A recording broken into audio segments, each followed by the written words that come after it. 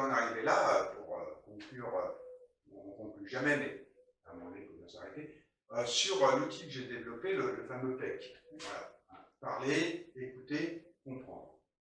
Et ça me paraît important, on va dire fondamental, qu'aujourd'hui, en tout cas moi dans mon accompagnement, je me base beaucoup là-dessus, j'ai un tas d'outils à côté, il y a des disquettes, enfin bon voilà, je ne vais pas les aborder aujourd'hui, mais j'ai un tas d'outils, mais à chaque fois que j'ai un outil, je me sers de celui-là comme si c'était le leader, quoi, voilà, pour reprendre un peu, mais le pilier, le fondement même, ce qui fait les relations humaines, ce qui fait la rencontre humaine, ce qui permet qu'elle puisse s'incarner, être dans la vie, exister véritablement, c'est être dans cette capacité de savoir ce que ça veut dire et de le faire, de le vivre, parler, écouter et comprendre. Et je voudrais qu'on ait ce petit échange sur ces trois thématiques, finalement, 3 points qui en fait qu'une, et qui fait que tout ça, c'est la relation humaine. Voilà. Donc, qu'est-ce que ça veut dire aujourd'hui comprendre l'autre? Et on l'a vécu là, on l'a vécu. Ça veut dire quoi? Ça veut dire qu'à chaque fois qu'il y en a un des deux qui a parlé, il y a eu un silence. L'autre a écouté. Et on a essayé de se comprendre. On n'a pas employé les mêmes mots. Et donc, ouais, tiens, c'est ça que tu veux dire. Ben, c'est ça, dans un groupe, on a un groupe, par exemple, qui est en train de vouloir monter un projet et de se découvrir, du coup, s'il n'y a pas cet espace de comprendre l'autre, de dire, je l'écoute, il est en train de dire des choses, est-ce que j'ai bien compris? Alors là, quand tu parles de comprendre, j'écoute, moi, il y a une chose qui me paraît primordiale, c'est je pose des questions. Ouais. C'est-à-dire, écouter ne suffit pas. Parce que si écouter suffisait, on se serait déjà compris. Déjà, il faudra savoir ce que ça veut dire écouter, on le verra tout à l'heure. Oui. Voilà. Mais comprendre, poser des questions, tu as entièrement raison. Et c'est très important. Mais alors, il y a question et question. Est-ce que c'est une question pour porter un jugement? Et ouais, c'est ça le problème. Ouais. La problématique, elle est là. C'est que souvent, les personnes, finalement, d'abord, ils n'écoutent pas, mais ça, on va le voir, mais ils posent une question pour arriver à ce qu'eux voudraient arriver. Donc, ça veut dire être dans l'empathie déjà, être dans le détachement et de se dire, tu es en train de me parler, donc je vais répéter la chose avec mes mots à moi pour savoir si je t'ai bien compris. Oui. Voilà. Pour de telle façon d'être dans un contrat social, un accord social, de dire, ah, on parle de la même chose déjà, c'est bon, on s'est compris, on parle de la même chose. Donc, la première chose, c'est déjà, comme tu dis, de poser la question, de reformuler à l'autre des choses pour dire, est-ce que c'est bien ça que tu voulais dire? Voilà. Mais sous forme d'interrogation, et jamais sous forme d'affirmation. Et le comprendre, moi je vois aussi une notion, alors, un aval, il va être de comprendre au groupe, de comprendre que chacun intègre bien le pourquoi il est utile dans le groupe. C'est-à-dire comprendre mon rôle. Ouais, aussi, oui. Ça aussi, tout à fait. C'est la compréhension de son propre rôle, ouais. Qui est sa propre identité. Exactement aussi. Ça, c'est complètement un aval. Ouais, c'est un aval. C'est à la fin du ouais. Tout à fait. Quand l'organisation est matérialisée. Oui, quand c'est incarné, du coup. Et là, on arrive à comprendre tout ça. Voilà, le rôle de chacun et la fonction de chacun. Ça c'est très important. Et là, dans l'expression des choses, la compréhension de l'autre, comme tu dis, c'est interroger l'autre pour dire, attends, je reformule avec mes mots à moi, pour savoir si je t'ai bien compris. Et puis, il y a une deuxième chose dans le comprendre, c'est que, très souvent, ça arrive pour tout le monde, voilà, de chercher des mots. Des fois, on voudrait exprimer quelque chose, et puis, on ne sait pas. Donc, on est en train de parler, mais finalement, ce n'est pas très très clair. Et bien, celui qui est là, qui est en face, ceux qui sont en face, qui sont en train d'écouter, en fait, leur rôle, leur fonction à eux, c'est d'essayer de comprendre ce qu'il est en train de dire. Et donc, du coup, non seulement de reformuler, mais de poser une question pour permettre à la personne d'exprimer quelque chose. Et on verra ce que ça veut dire parler tout à l'heure. Mais c'est ça le rôle de celui qui est là en train d'essayer de comprendre. C'est, à un moment donné, je pense plus à rien, on va voir Et surtout, je comprends, je laisse toute mon attention vers eux pour comprendre véritablement je suis présent. Voilà. Alors, je reviens à ce qu'on vit ensemble à la radio, sur Radio Libre, etc. Actuellement. Moi, lorsqu'il m'a été donné de faire des interviews de telle ou telle personnalité, etc., je ne suis pas journaliste de base, mais effectivement, mon premier objectif, c'est d'écouter ce que dit l'autre. J'ai 2-3 questions que j'ai prévues, que j'ai programmées, j'écoute ce que dit l'autre. Et en fonction de ce que dit l'autre, je rebondis sur ses mots ou sur ses idées, etc. Et ce qui m'a toujours étonné, c'est que la plupart du temps, à la fin de l'interview, les gens me disent « Mais c'est incroyable, vous avez écouté ce que j'ai raconté. Et vous n'avez pas essayé de caser vos questions. » Pour moi, c'est la fonction première. Exactement. C'est la fonction première. Alors c'est vrai qu'aujourd'hui, c'est pas majoritaire de fonctionner de cette façon-là. On a plutôt envie de bombarder de questions sans pour autant écouter quelque part les réponses. Les réponses sont souvent secondaires. C'est ça, Voilà. exactement. On veut frapper fort par une question forte, mais qu'est-ce qu'on aura appris? Pas grand-chose. Qu'est-ce que l'auditeur aura appris? Pas grand-chose. Personne n'aura rien appris. Et pourquoi? Pourquoi? Parce qu'on n'est pas dans, finalement, et on vient de voir comprendre, et donc on va parler de l'écoute. On n'est pas dans l'écoute. On n'est pas dans l'écoute. Pendant que l'autre parle, on est déjà en train de penser à ce qu'on va dire, sans se soucier, sans écouter ce que l'autre. Qu'est-ce que ça? Et ça, c'est plus de l'écoute. Ça, c'est de l'égoïsme, c'est de l'égocentrisme, c'est de l'individualisme, c'est tout ce qu'on voudra, c'est de la stratégie politique, c'est tout ça. Eux savent très bien faire ça, mais ils ne sont pas dans l'écoute. Écouter, ça veut dire quoi? Écouter, ça veut dire plusieurs choses. Ça veut dire d'abord faire silence. Faire silence en soi. Et je fais souvent des exercices comme ça, avec, quand je mets les personnes par 3, où il y en a un pendant 10 minutes, je lui demande de ne rien dire, de ne pas intervenir dans la conversation, dans la discussion, dans le dialogue entre les deux autres. Et il est là pendant 10 minutes, mais c'est énorme 10 minutes pour eux, voilà, parce qu'ils n'ont pas l'habitude de ça, d'écouter. Et je leur dis, première chose, écouter, ça ne veut pas dire se taire. Surtout pas. Je peux me taire, me gratter les cheveux, machiner, penser à autre chose, j'écoute pas. Donc, écouter, ça ne veut pas dire se taire. Écouter, ça veut dire je fais silence en moi. Voilà. Mon cerveau, hop là, éteint, donc je ne pense plus. Ça, c'est la première chose. La deuxième chose, écouter, c'est être au minimum dans l'empathie. Ça veut dire que je prends un recul, voilà, que j'écoute sans porter de jugement. Ça veut dire ça. Et écouter, ça veut dire encore plus. Et là, c'est un long chemin pour y parvenir. Ça veut dire me relier à l'autre. Alors, on dit aussi communier avec l'autre. Voilà. Et ça veut dire ça. Et vraiment, l'écoute profonde, qui va au-delà de ce qu'on appelle, ce que Roger s'appelait, l'écoute active ou des choses comme ça, qui est déjà super, ce qu'on peut appeler aussi en communication non violente et tout, c'est génial.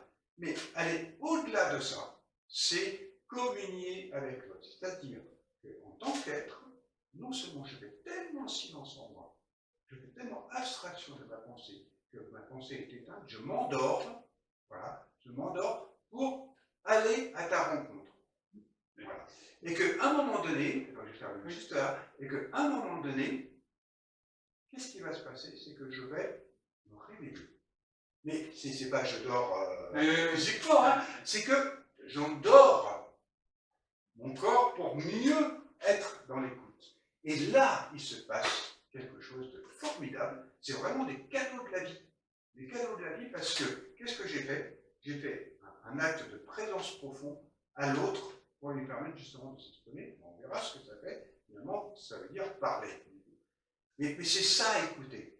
J'ajouterai une chose, et puis je vais vous donner une petite anecdote à part du temps de notre discussion. On est concentré. Ouais.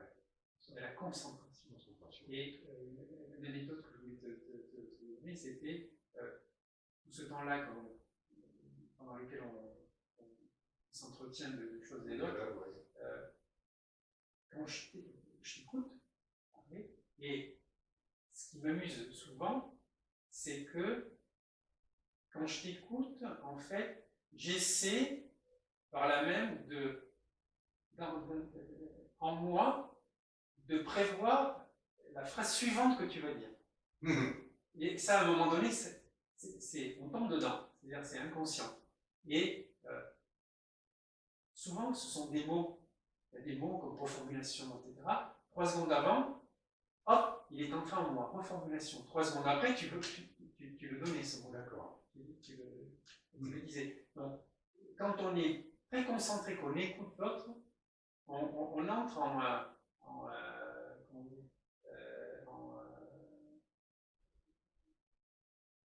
on se relie. On est en reliance. Non, c'est Télépathie. Télépathie. On entre en une sorte de télépathie avec l'autre qui fait que, effectivement, on peut avoir des mots communs qui arrivent dans notre esprit au même moment, ou quasiment au même moment. Donc, et là, ça prouve qu'on est, oui, peut-être qu'on a une idée commune, ça c'est une chose, mais c'est pas primordial, mais ça prouve qu'on écoute vraiment, qu'on écoute vraiment, et qu'on est dans le vrai, qu'on est dans la bonne direction. C'est comme ça. Et dans ce cas, la question que je pourrais te poser par rapport à ce que tu dis, on n'aura peut-être pas de temps là, mais je te le livre comme ça, ça veut dire, est-ce que c'est toi qui as pensé, ou est-ce que c'est la pensée qui est venue à toi? Ah, oui. Voilà. Et ça, c'est fondamental. C'est-à-dire que quand on est véritablement dans l'écoute, si on pense, on n'est pas dans l'écoute. Par contre, si on fait silence de notre pensée, mais qu'on s'ouvre par rapport à ce qui nous est donné, et qu'il y a une pensée qui nous arrive à nous, c'est différent. C'est un exercice que je donne très souvent, qui est extrêmement difficile à faire. Voilà, qui se fait que par petites secondes comme ça qui nous arrivent, mais où effectivement il y a une pensée qui nous arrive. Et ça intervient. Logiquement, quand on fait un travail comme ça intervient, je parlais tout à l'heure, de l'endormissement et du réveil. Et bien, ça se fait justement entre les deux. C'est entre j'étais endormi, puis d'un seul coup, je suis dans cette phase de réveil, je vais pouvoir exprimer quelque chose. Et donc, c'est là qu'intervient la pensée qui vient en moi. C'est parce que je me suis relié à l'autre profondément, dans son être, dans ce qu'il est, en faisant vraiment abstraction de tout jugement, de tout, voilà, j'étais que pour lui. Voilà. Les projecteurs étaient fixés sur lui, il y avait le projet. Et dans ce phénomène de comprendre, dans ce terme de comprendre, comme je dis, on questionne, le but est de questionner très ouvert. Alors pourquoi très ouvert? Parce que très ouvert, ça veut dire qu'il y aura un flot de mots et d'idées qui vont sortir, plus que si on fait une question fermée, bien entendu. Et voilà. Et par rapport à ce flot-là, on a le choix, le droit. C'est-à-dire que, tiens, tu exprimes telle idée, tel thème, tel, etc. Et ça, on l'emmagasine, pas forcément pour le ressortir dans les secondes qui suivent, mais pour peut-être le rattacher à un autre thème dans quelques instants, dans 2 minutes, 3 minutes, pour un autre sujet, etc. Donc, le but, c'est d'avoir le choix des mots. Donc, pour avoir le choix des mots, il faut questionner, et des questions ouvertes. Des questions ouvertes. Et ça veut dire quoi, question ouverte? Ça veut dire, finalement, laisser la liberté à l'autre. Ça veut dire ne pas juger. Ne pas juger, laisser la liberté à l'autre et ne pas diriger l'autre. Voilà. Donc, c'est vraiment, je ne questionne que pour accompagner un processus pour permettre à l'autre, donc on vient entre les mots, qui est celui de parler, et parler, qu'est-ce que ça veut dire? Depuis tout à l'heure, c'est ce qu'on fait. Depuis tout à l'heure, c'est ce qu'on fait. On le fait très souvent, toute la journée, on parle beaucoup, voilà, et on oublie l'essence de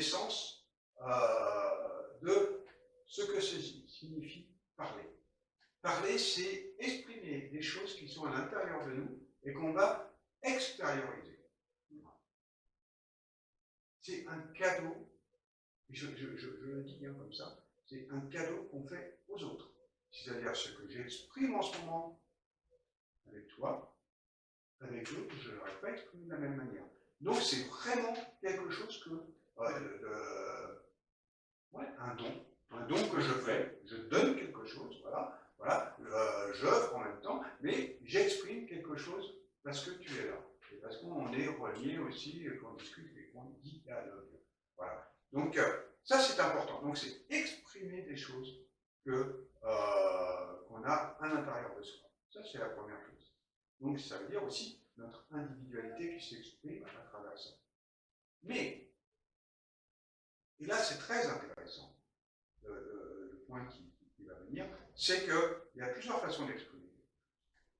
Si on est en face d'un public qui n'écoute pas, franchement, on ne va pas exprimer grand-chose.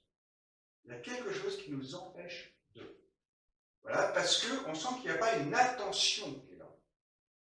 Voilà, il n'y a pas cette attention qui est là. Et donc, finalement, on n'a pas envie, il y a quelque chose qui nous empêche. Voilà.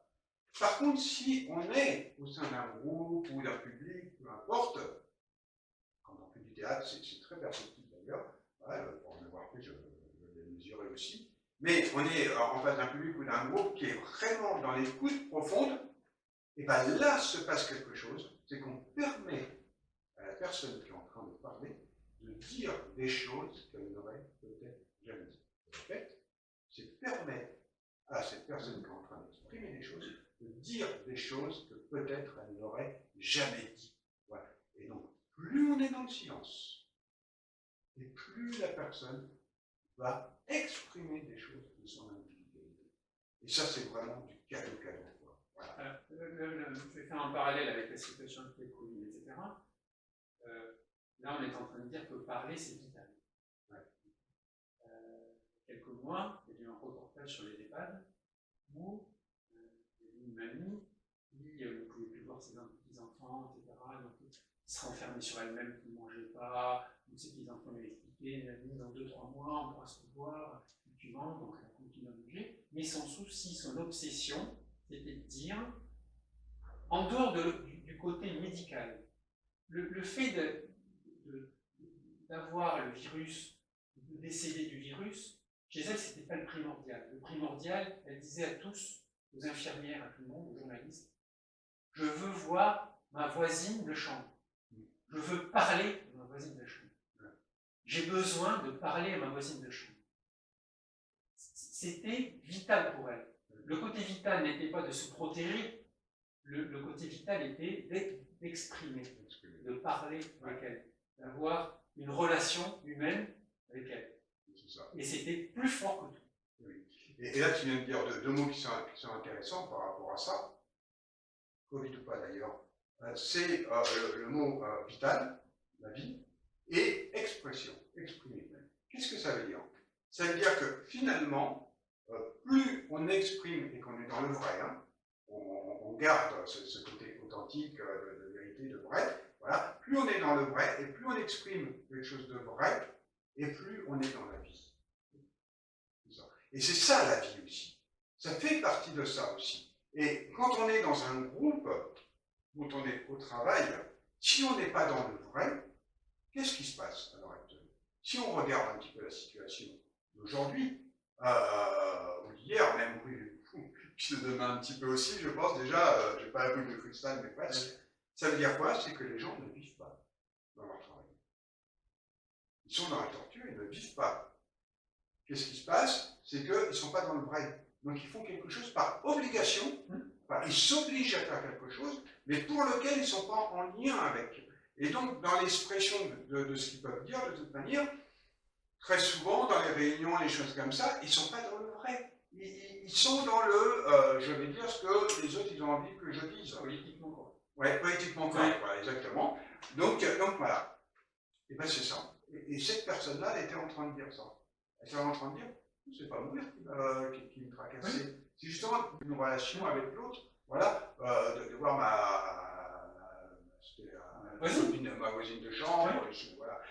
Et bien c'est ça. Et au niveau d'un groupe, si je resitue au niveau d'un groupe, c'est la même chose. Quand je m'exprime, plus je serai en accord avec moi-même, plus je serai dans l'authenticité, plus je serai dans le vrai, et plus je vais exprimer quelque chose qui vient de mon intérieur profond, de mon âme, et bien plus je vais exprimer ça, et plus le victoire, si c'est un victoire voir véritablement qu'il en écoute et en train d'essayer de comprendre véritablement ce que je suis en train d'exprimer, et plus il va se passer des choses de l'ordre du magique, j'ai envie de dire.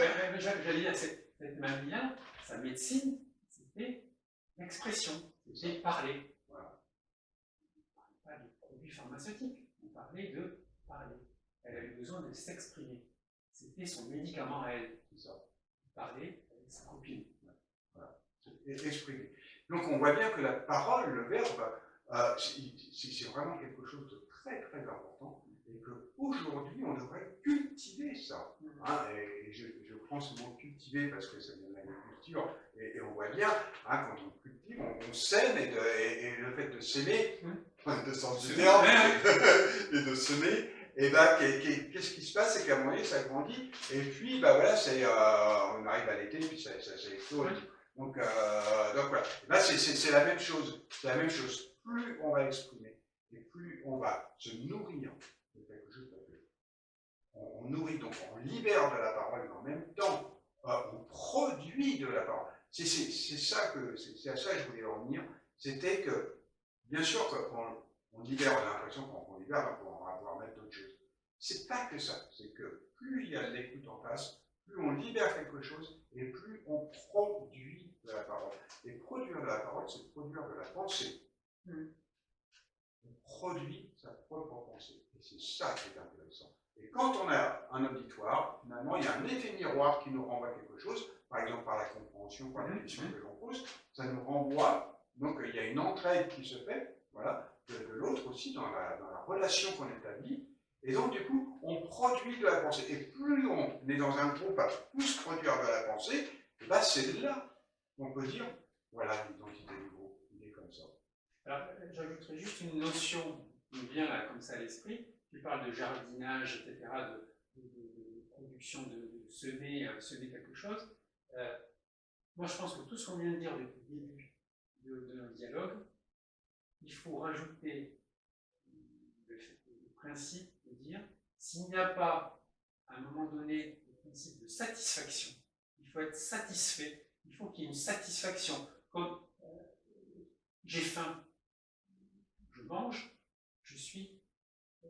mon cerveau est satisfait parce qu'il m'a exprimé le besoin de nourriture, donc il faut qu'il y ait une satisfaction. Dans la mesure où il n'y a pas satisfaction, la satisfaction étant liée à l'objectif, quelque part. Dans la mesure où il n'y a pas satisfaction, c'est qu'on n'a pas atteint cet objectif. Ouais, c'est ça, ouais. D'accord. J'entends bien comment tu emploies ce mot satisfaction, si j'ai bien compris, voilà.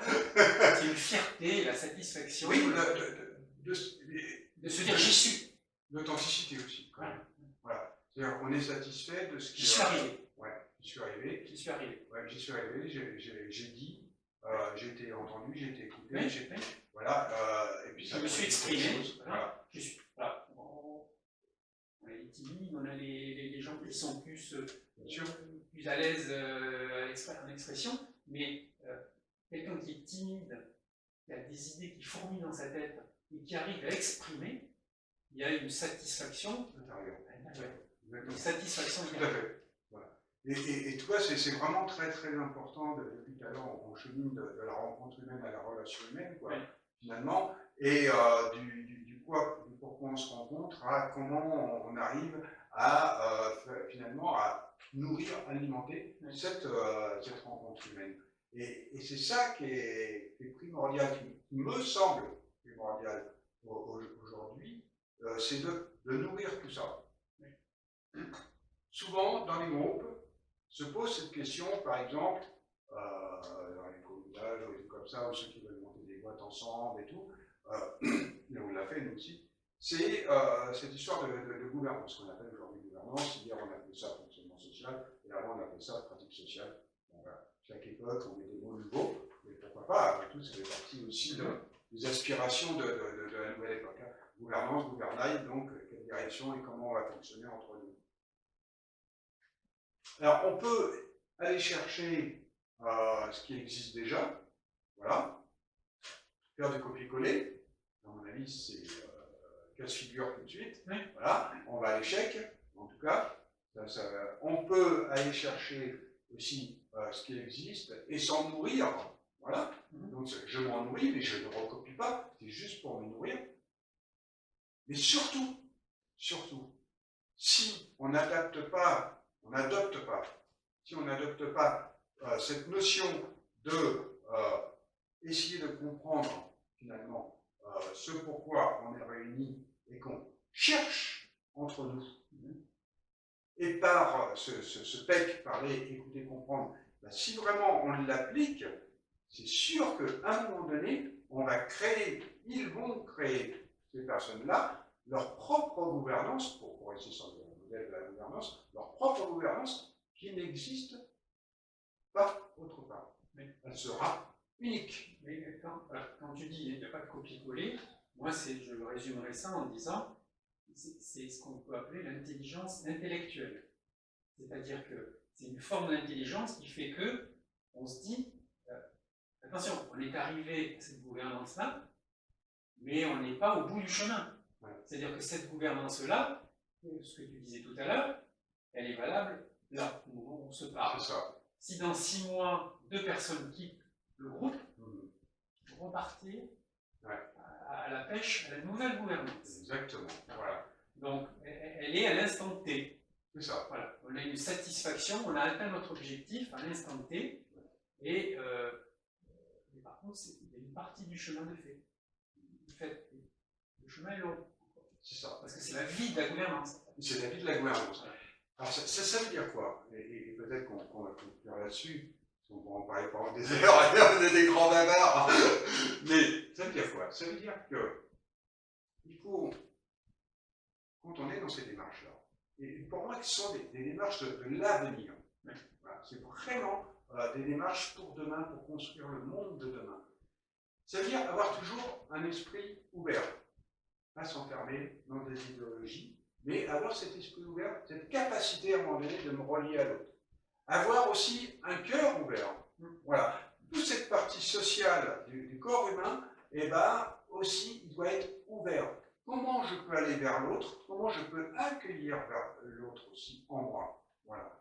Et puis, avoir aussi tu parlais de courage tout à l'heure, c'est la troisième partie du corps humain, c'est avoir des forces de volonté.